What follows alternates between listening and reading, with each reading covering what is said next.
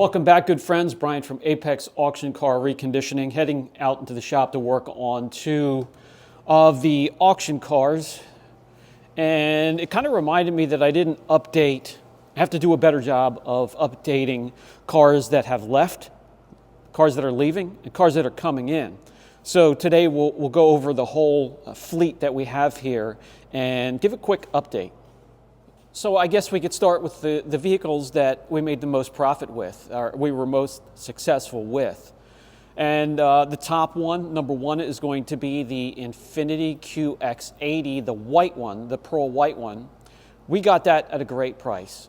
We picked that up at a public auto auction, and we did a good job on that because when we were there sitting in the lot, the battery was dead. Somebody had actually gone with an OBD2 sensor and tripped some of the relays, so you couldn't start it.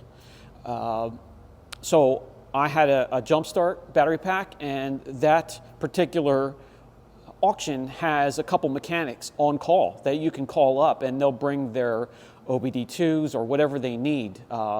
If a car's locked out, they'll bring a kit, get you in the car, get you a set of keys. They can program keys on the spot for you, put batteries in. This guy fixed all of the damage that somebody caused and put a battery in for us so we could start it.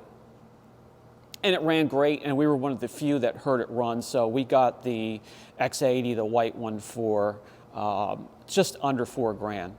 And they're worth 8, 9, 10, 11, 12 grand easy, depending on the mileage and the shape. That one we got 8,500 for it, so we did very well. We did put just a little bit of money in it and a lot of elbow grease, so you have to account for that as well. But we did very well. The Honda Pilot's going to come in second. We got that for a great price, a little over $5,000, and we sold that one for a little over $8,000 as well. We got that to look really good, except for maybe a couple really deep blemishes that were through the clear coat, color coat, down to the metal or the plastic. And then that brings us to the Lexus LX 470 that we kind of broke even with because we put a lot of money into it, and we should have put more into it. The tires, some suspension parts, brakes, the tie rod ends, and interior parts. Now the underneath was scaly from rust. We should have put more time into that, and hopefully the new owner's having better luck with that. Now we get into the negatives. The Mercedes S-Class, which was a private sale, we lost a little bit of money on that. I paid a little over $8,000, and I lost a couple $100 on that. I did use it and get some enjoyment out of it, so that couple $100, that was a wash for me. But there are going to be instances where we break even, we win, and we lose. So those are the four. Since I started the changeover to the auction reconditioning on the channel, that we've done quite well so far. We've brought a lot of cars in since then. We brought in another QX80, and this one was from Copart rather than a public auto auction. And this one here has a salvage title that we are going to change over to recondition. And a recon title, it makes it legal again to register and then get state inspection to make it legal in your state, and you can drive it. You can get a recon title car for a great price, and it's still a quality car if it's rebuilt right. So what did we have to do? And we're doing it right. Quarter panel was repaired. Bumper is over there on the horses. Front end alignment. Exhaust, because it was hit back here at the exhaust, it knocked it loose up towards the catalytic converter. We welded that, so that's in excellent shape again. Over here, the door. We're working on that right now. We got the door pulled out, and we're going to do a little bit of filling down here. The seat had a blown airbag. It blew that out. So we replaced the seat. That's good to go now. All plugged in. The seat belt and seat belt retractor inside the B-pillar here, replaced, so that works again. Over here, this long odd-shaped thing is the curtain airbag for the driver's side. So that starts here, gets plugged in here in the A-pillar, runs all the way back through here. And as you can see, it damaged some of the material up there for the headboard. So we're going to take all that down, replace it. I ordered the A-pillar, B-pillar, that's ripped there, and some of it back there will have to be repaired. And then after that, it's good to go. This thing is in excellent shape. It has under 70,000 miles and runs like a champ. It's so comfortable, luxurious. We're going to bring out that gorgeous metallic blue. I'm going to keep it for myself for a little while. I do have offers on it already, so I don't know. I really like it, but we'll see. The puppy likes it as well. Speaking of the shop manager, another one we got in lately is the Infiniti QX60. This is a station wagon version of this, but this is a hybrid, and this is excellent on gas. Now, the goofiest thing on the QX60 is it's got a 2.2 liter, but it's got a supercharger on it. And then you have the hybrid generator for the battery, which is located right back here under the rear seat, third row seat inside. And then you have the transmission over here. So it's really crowded in there, but why they supercharged a 2.2 in a hybrid car that's supposed to be good on gas, I don't know. It's the goofiest damn thing. It's pretty cool. I like it. It's very comfortable. It has all the amenities. It has the heated seats here, heated steering wheel. And this was picked up crazy cheap, a little over $2,000, but then you have to remember there are auction fees and transport fees. And that was picked up to take the place of the Puppymobile out there, which needs a little bit of work on the suspension. It's uncomfortable, for me anyway, plenty of room for her. This has plenty of room as well. I deleted the second row seats, so she has lots of room. Now this needed work. I had the whole front end of this torn down in a video. It was hit right there, so we repaired everything and lined it back up again. It also had a blown supercharger. So we got one of those and put it on there and got it running. No check engine lights. Put fresh sneakers on here and got it freshly inspected. So it is ready to enjoy. It's got the carbon ceramic tint all the way around to keep the puppy cool. We sort of cleaned the inside a little bit. The outside has a ton of scratches. In one of the videos, we removed some of them, but it was keyed on both sides. And we're being quite successful in removing some of those, except for where it's scratched down to the material itself, the metal or the plastic, depending on where it is. But the parts that we did polish, now the hood is absolutely trashed. You can see all the marks there from stone chips, because this is very thin, very soft paint. But it is what it is. It's the new Puppymobile.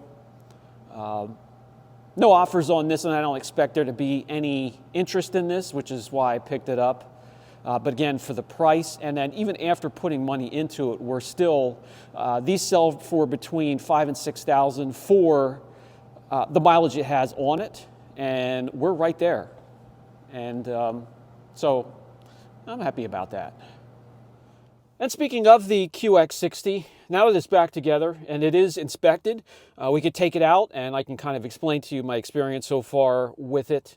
very quirky. The shop manager, she is with us, and she's going to go along for the ride. And as you can see, plenty of room back there. She's sprawled out already, kind of slipping into a mid-afternoon nap. So let's fire this thing up and go for a ride. So this thing has plenty of quirks to go along with its features. You hit the start button, it takes a little time, it has to go through a cycle, EV mode, it goes all the way back and forth, make sure everything's okay, and then the little 2.2 cylinder fires up to life. Very quiet. Now the only bad thing about this, guys, is the CVT transmission, which is absolute garbage. I understand the idea behind it, very smooth. You can hardly tell when it's shifting, or you can hardly tell it's shifting at all. But they are just garbage. They don't last. They're not durable. Every once in a while, you'll get lucky for one that holds up. This one has held up so far. This is the original Trans, 144,664 miles. And it goes right into reverse, drive,